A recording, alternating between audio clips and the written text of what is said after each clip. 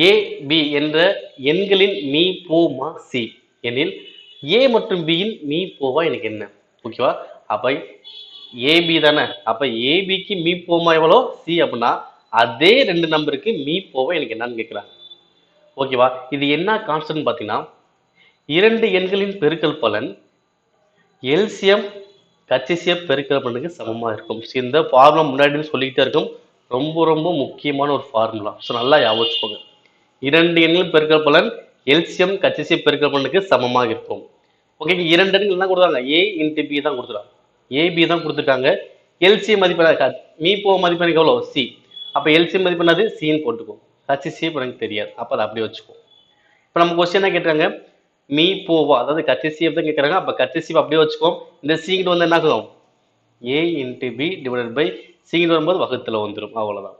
அப்போ மீ போவா எனக்கு என்ன வருது, ஏபி பை சி. ஆன்சர் எது வரும், ஆப்ஷன் ஏ. அவ்வளோதான், ரொம்ப சிம்பிளாக ஆன்சர் பண்ணலாம். இந்த ஃபார்முலா மட்டும் மறந்துடாங்க. இது தீரியா கூட கொஸ்டின் கேட்போம். இரு எண்களின் பெருக்கல் பலனானது மீச்சிமா மீபேவான் பெருக்கல் பலனுக்கு சமமாக இருக்குமா, அந்த மாதிரி கூட கொஸ்டின்ஸ் கேட்கலாம். சமமாக இருக்கும். ஓகேங்களா? Next question,